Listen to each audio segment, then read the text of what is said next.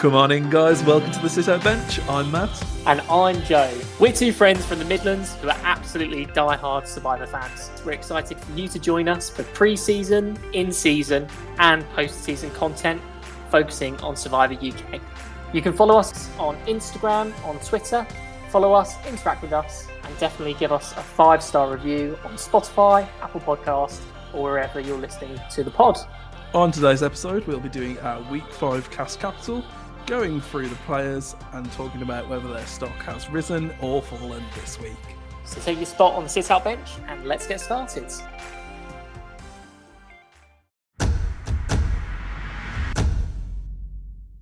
Joe, how are you? Yeah, doing really well, thanks, Matt. Yeah, it's been a couple of days since we last chatted about Survivor UK, and life has got busy, so been down and back to London a couple of times. I also have a new scar, which is quite exciting. So I've been renovating the girls' bedrooms and ended up slicing open my stomach chest area. Stomach chest area. I'm not quite sure what you would call it. I suppose it's where my sternum is. But yeah, I the way I described it to my wife when I was on the phone to her is, in the film Hook, there's a scene that you see from Peter Pan where he gets sliced by Captain Hook's hook just above his belly. I cannot remember, not gonna lie. Okay. Well, if anyone out there is interested, I got the same slice that Peter Pan did when fighting Captain Hook. So yeah, new scar to add to the collection. But apart from that, doing really, really well, mate. How about you? Yeah, I'm good. I put the smaller of my trees up. I can't believe I didn't see that. Gosh. I know. I literally moved the table over just to wind you up about the fact that I've put my Christmas tree up. Dude, you know what? That's quite elegant. I see a lot of Christmas trees as tacky. That is an elegant tree. I did have a bigger one there, but it doesn't fit anymore. So. Yeah, that's what they all say, Nate. Oh, God. A few moments later. We're going to go through our merged Kalena tribe in order of who we think is the least safe to the most safe, talking about how we think their stock has risen and fallen over the past week. I'm really excited for this one, Matt. Really, really gunning to talk about everyone's game, how they're doing, some of their key moments, and kind of what we're thinking of them. I think we have to start, though, with the person who right now is sitting on the bottom of the tribe and in reality is only there because he correctly played an idol. At the bottom of the tribe, we have Christopher. He's definitely on the outs with the whole tribe and they don't really trust him at the moment. So he's in a very rough position after this week's episodes. He's not necessarily out yet. There's a lot of things he could do. He could worm his way back in with the tribe. But right now, it's looking pretty bleak in terms of his potential to stay in the game much longer. In a weird way, his stock went up for me this week. When I think about his character moments, it was a huge jump in both screen time and also getting an extra vote, getting an idol, making kind of correct reads and the right power plays to get Lee out and to save himself. So there are a lot of things that I think as a player really attracted me to him and really improved his stock. But I do think you're right. Overall, he's in a really rough position. The saving grace is, what are people's appetites for swing votes? And kind of historically right now in Survivor UK, it's pretty low. I think he would be a shoo-in to be a swing vote, but the first tribally votes for Lee against Lenena and the second vote tribally votes for Nathan against Calaton. If he voted for a Lenena member again, Calaton will be way more willing to work with him, but now he's just voted for Nathan. I think, he's potentially damaged those relationships there further as well. If he does make the right reads, he probably goes Calaton way. There's going to be more options there. That group is more likely to stick together, but it's a tough road as well now for Chris to get to that end game. The other thing I think we need to talk about is just how much he is on fire on X right now. He is leaning whole hog into the I'm a dick on social media. I think he's doing it well as well. Yeah. He's really showing that he's the door. I think the best one that I've seen so far is when they talked about some poor lady tweeted, gosh, there's a lot of people lying in Survivor. I don't think I could be on there. And then he sent back the reply, well, don't apply then. He's not wrong. He's not wrong. Yeah. Stock's going up in that regard as well. Very, very, very quality follow. Yes. At Chris_Hall. The next person that we have on our list this week is going to be Lawrence. Lawrence's stock, it's very difficult to judge this, right? Because I think there's a few things that you could say his stock is dropping based around the fact that he's not really in any alliances anymore. People don't seem to really have him included in their plans. But at the same time, I think he's now in a good position in terms of being able to float and be an easy number. That said, I think that means that there's basically zero chance that he's going to be the winner of the game at the end of this. He has zero self-awareness around where his position is. I think he recognises that he is a floater. And I think you almost saw that a little bit in kind of some of the shy moves and deciding to make that jump because he needed to be the swing vote. But I just don't think he recognises his position right now in a way to make moves and build up his resume, which is what we need to start seeing people do if they're going to have a chance of winning the game. He seems like he's fallen very quickly into being the bottom of the pyramid of the Calaton OG members, and being fifth isn't a great exciting move. I don't see a huge amount of individual immunity wins for him coming up, so I don't think he can lean on the physical strength. Socially, I know he's funny. You don't win 100k because you're funny. Yeah, he needs to prove that he's done something else within the game and actually build up some good relationships with people. That being said, everyone seems pretty high on him. Overall, for me, Lawrence is a stock drop. Again, I just don't see a world where he has a clear path to victory. In this particular game, where people who are in the middle are not attractive, I think he's probably more likely to go sooner rather than later. I think the only way that he'd probably go in the next few episodes is if they have a target, the target wins immunity, and they feel like they need someone easy to pick off. I think Lawrence could go in that situation. And sometimes you do get one of those votes, just a consensus votes. This person's the right person to go for everybody. Let's not overcomplicate it. I'm really surprised he hasn't found an idol yet. He just seems the type.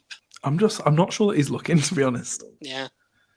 Let's move on to our next individual then. And I have Hannah here, but we disagree vehemently on where Hannah sits in contrast to Nathan. And I know, Matt, that you had Nathan lower and next on our cast capital list. Yeah, so coming into this podcast, I actually had Nathan at the very bottom of my list, but Joe convinced me to move him up a few spaces. I think this is the worst read you've made. Like, if I'm really honest, do you think? Putting Nathan at the bottom, yeah, 100%. He's so much higher. I just think he's in a really bad position. Like, he's the most expendable member of that Calaton group and the most threatening member of that Calaton group. He has the least relationships of that Calaton group. And I think if any Calaton member is going to go home, it's going to be Nathan. He's the easiest person to target, and we see that his name is already kind of floating about in the chatter. I don't know. I think he has so many friends. I hate to go through like name by name, right? Do it. So Pegleg, right? I think Pegleg is attracted to people who are playing the game honestly and who have physical strength. I think that's why he liked Lee. And Nathan is not the same as Lee, but he has some similarities in terms of how he's playing the game. So I don't think Pegleg is going to target Nathan. Doug, I think, sees Nathan as his physical shield. Someone to say he's the one who's winning the challenges, not me. So I don't think Doug is going to target him. Chris, in a lot of ways, I don't think he wanted to vote out Nathan.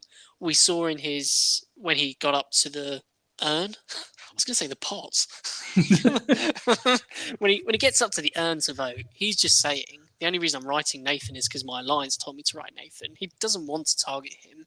And there's no incentive for him to target Nathan over other people. Lawrence isn't swaying anyone. I don't think Hannah's really swaying anyone. And no one on Calaton wants to vote him out. I think he's pretty safe. Who do you see Lenena targeting if they want to get rid of the Calaton then?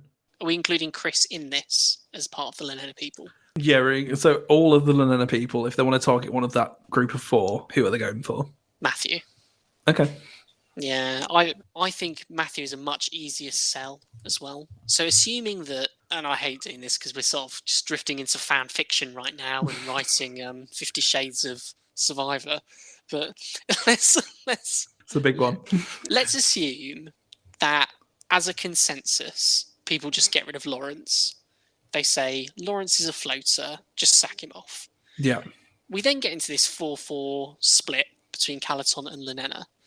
I think it's a much easier sell to try and get Matthew out than it is to try and get Nathan out. There's no way Tanuke's voting out Nathan over Matthew. Is there? I think she is. I think so. The thing is, Matt has been with Pegleg and Chris and has built those relationships with the guys, presumably has some kind of relationship with Hannah. And I think Leigh and Tanuke are closer by the fact that they've spent more time with Matt than they have with Nathan. I get the logic. I don't feel it in my bones. I mean, I could see them voting out Leilani potentially, but like, why? That is the really interesting part for both Leilani and Lawrence. There's nothing impressive about standing at the end and saying, I voted out Leilani, I voted out Lawrence. You know, I suppose Nathan is a move, at least. I think Nathan's had a couple of really good episodes in terms of he clearly articulated that the merge was kind of a chance to step up his game.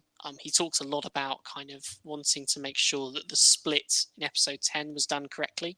And he seems to be actively taking part in those conversations around which four is going where, so showing some strategic acumen. I've got to think as well at some point there's going to be an immunity challenge that's right for him. I think he's almost due to win one. I think Tanuko is the right target, but I don't know if anyone would actually try and make a move on it.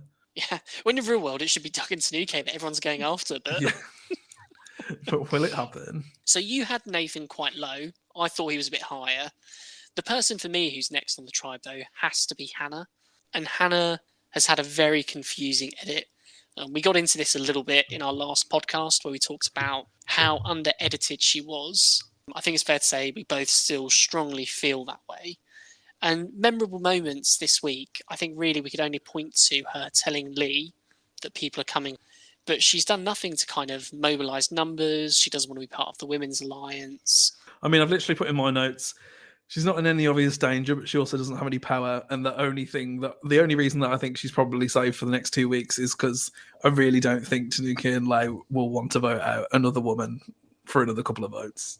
I don't even think they'll care at this point. Because all of the conversations we've seen about women being voted out have not involved Hannah. There's got to be some awareness, though, on some level of if you're on national TV and you say like reacting shocked to all the women being voted out, you can't then go and vote 2 women out straight away at the merge.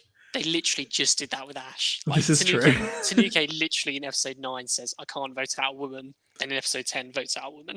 I bet the scene where she said, I'd rather vote Chris is like, okay, when they're planning the vote split. It's so funny. It's strange. How long can we give Hannah? Because some of this is editing. I don't even know if I say that. As I say that, I don't even know if I believe it.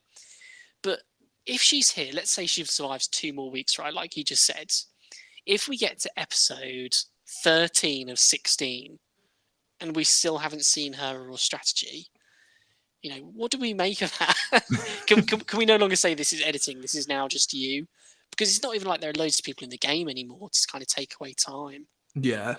I mean, I would be shocked if Hannah finished any higher than like 4th. She feels very like Christina Char, One World to me. Yes. I can see her being dragged near to the end and then just being cut because she hasn't got strong enough relationships with the other people. Some people are seeing things we're not, though. I've seen lots of buzz about her being people win a pick. The edit's just not there. And Hannah is definitely doing more than what we're seeing. Questionable. But no, I think she is, but I think it's not big enough to make the show. So I think she's probably has a solid social game with the people that like her and want to keep her around. But like the only screen time she gets is either when she's saying like, I've been blindsided again, or is she saying, I hate this person? So I just think the editors are just not deeming her content interesting enough. For me, the other part is that she's also shown that she's not trustworthy with plans.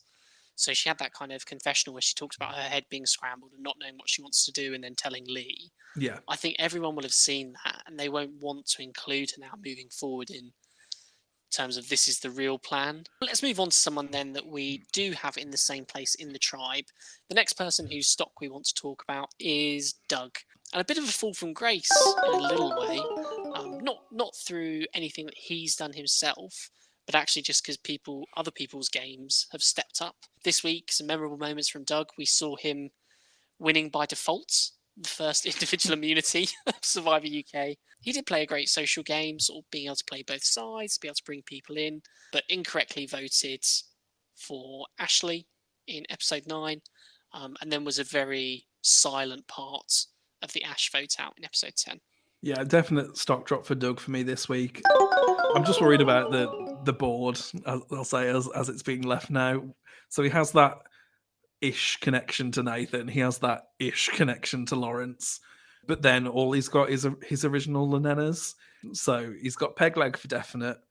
He's got Hannah probably kind of. Does Chris trust him now? Maybe not. To me, he seems in a very precarious position, and his name's starting to come up from Calaton in terms of who's a threat that they want to get rid of. And I just think I'm worried that he just doesn't have the numbers to save himself at this point.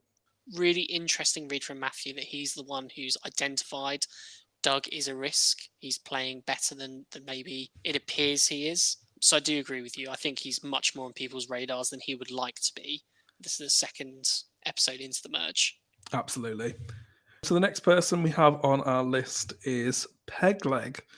So for me, Pegleg is a stock equal for me this week. He's not in any obvious danger. He seems to be well liked by everybody. Although he won last gasp, not necessarily threatening in terms of challenge beast potential. So it doesn't have much power, but the only way I could see him going soon is if he's like the second option in a vote split or like a straight vote or something like that. I think it's blasphemous. You don't think Peg's stock has increased? If you think about where he was 2 episodes ago when he was over on the Calaton beach and all of the strategy discussions were just shown through the lens of Doug.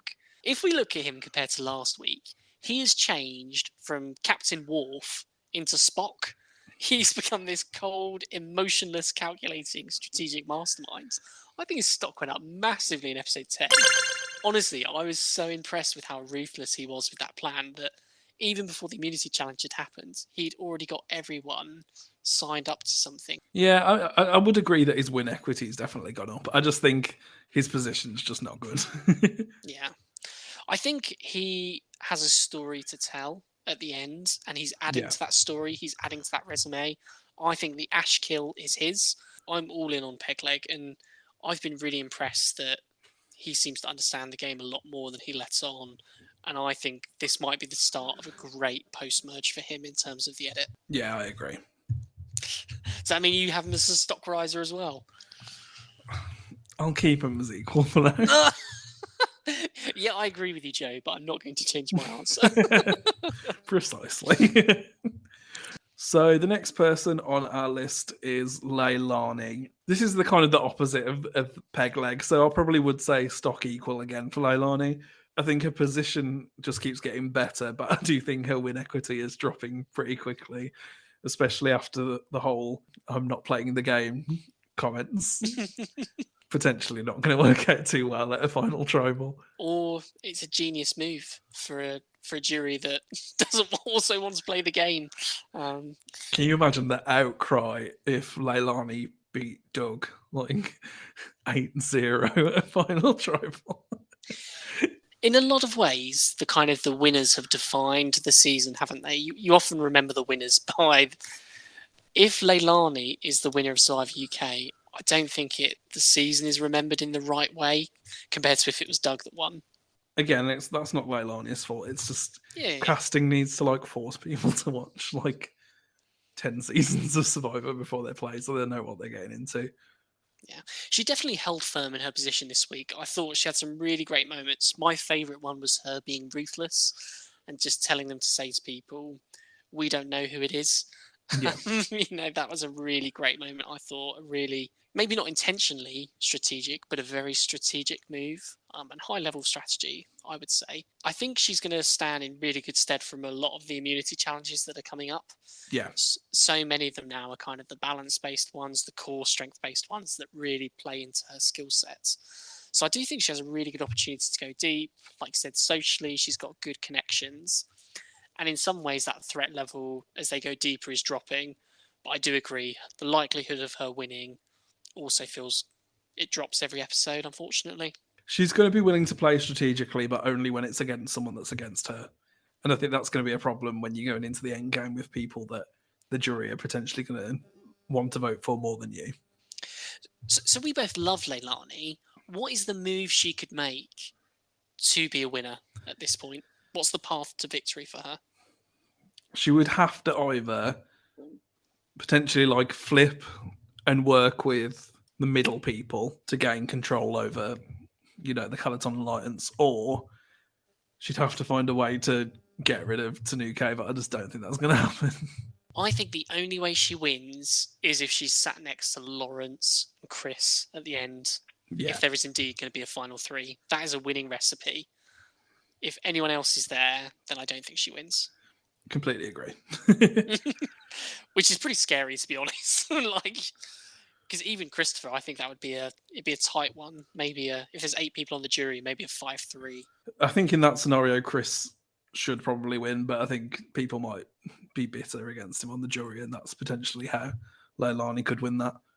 Could you imagine? Who does Lee vote for in a Leilani, Lawrence, Chris final? Lawrence. A guy he spent one day with. Literally. Okay, so we'll move on to Matthew, who is the second person at the top of our list. And I think Matthew, again, stock has gone up this episode. He's moving and maturing further away from the kind of the silly, goofy guy into someone who's showing a little bit more awareness. I think he's positioned really well in terms of having relationships on both sides of the aisle. I don't think he's any sort of threat in the immunity challenges, really. He did really well in Last Gasp. I think he's got great determination, but I think he's always going to be like the second or third best person in any immunity challenge. So I think he's good. I think he's in such a strong Calaton 4, though, and that is the real advantage, is those 4 OG Calatonians. It just doesn't feel like they're going to crack till near the end. Yeah, I completely agree with your take there. So I think the tribe swap was probably the best thing that could have happened for his game, because his social game's actually really strong, and it's probably the best facet of the game he's playing. And I just think it leaves him pretty well insulated within not just the Calaton 4, but the whole tribe. I really don't think they would even think about targeting Matthew. I just think he doesn't seem threatening either. Like, he doesn't seem like he's playing the game, so he's not necessarily someone that you think, I need to get rid of him.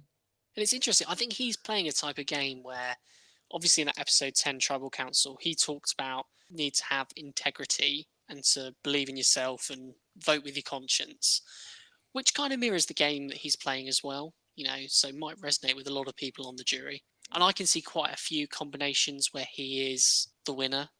There's quite a few final threes where I think he comes, as long as Tanuke's not there and as long as Doug's not there. I think potentially he can win. Yeah, I would probably put him as the second most likely to win at this point. So I think he's lined himself up well. It's just going to be a case of whether he can cut Tanuke or not. And that's where I have my doubts. Well, let's move on then to the person that we have on the top of our rankings this week, Tanuke in the number 1 spot. I mean, she's literally just running the game at this point. Like, both tribals this week, the person who she wanted to go home went home. And there's no one standing in her way because no one even sees what she's doing. Doug is potentially a threat to her game, but she has a much stronger setup built up than he does. I don't see a way that she gets voted out here at all. I'm on the same page. We're on the same flight. We're both going out to the Dominican Republic to give her 100k ourselves. Yeah. It's such a strong position and really dominant that she has a strong core alliance of 4. She's great in the social aspects and she can flex multiple ways. I think she can claim the Lee vote out if she wants to. I think there's an easy sell there that was her. She brought in the Calaton people. I think, she's not going to have an issue, as we've seen in the past, getting rid of some of the people who are close to her, unlike Leilani would, which I think speaks really well to her ability to be strategic and to dominate the game. Yeah, I mean, if I did have a worry with Tanuke, it would be that she is one of the people pushing this playing the game is bad narrative. So if she did get to the end and tried to say that she is playing the game, then that might potentially turn some people off. However, I think she's got the most win equity of everyone anyway. So unless someone starts making some moves that she's aligned with, she's not really going to have to stab anyone in the back. I genuinely think this Calaton 4, though, it might be a little bit of a Reba situation that we have happening at the US Survivor right now. So if I look at it as the 4 of them, and I think who should flip, for me the answer is Leilani should flip. She's the one who's the most on the bottom. But the chances of Leilani flipping are next to none. No chance. Do I think Matthew or Nathan would ever flip and get rid of Tanuke? I just can't see it. Yeah, I agree. They would have to find out that she's done something that's put them in danger, and I can't see that happening at the moment. It's not surprising. She's been on the top of our rankings pretty much from day dot. She continues her reign of supremacy. I'm really excited to see what it brings. It's actually really exciting now to talk about possible combinations that could kind of lead to a winner. I wonder though if we're thinking too one-dimensionally, like everyone that we've talked to in production and kind of what we've seen from episode descriptions have just talked about how as this gets further on, it gets even crazier. So maybe we're waiting for something huge to happen in episode 12 and 13. We might get another idol play that could make things interesting. Any other final thoughts? No, just I'm thinking a lot more positively about this season now. I'm excited for what could be in store, and I just really hope that now the momentum's got going, the public narrative about the show might begin to turn around. More people might become interested, and we'll stop getting articles in newspapers being like, BBC Nightmare show cost $72 billion, and no, it's rubbish. I've loved it. I've loved episode 9 and 10. It was so good. They felt like real proper Survivor where I was into it. I was dead excited. So we're really excited for the upcoming episodes 11 and 12 happening on Saturday and Sunday. As always, we'll be live tweeting on X. So make sure you follow us and engage with us. Let's really make X explode. It hasn't trended yet, I don't think. #Survivor UK. Fantastic. Matt, for the people, where can they follow us? So they can follow us on Instagram at the Sit-Out Bench, all lowercase with full stops in the middle of each word, and over on X at the Sit-Out Bench. The best thing you can do to make the podcast grow is to take some time and give us a 5-star review on Spotify or Apple Podcasts. Also, leave a review on Apple Podcasts. It just helps new listeners find us and lets them know how funny we are, to be honest.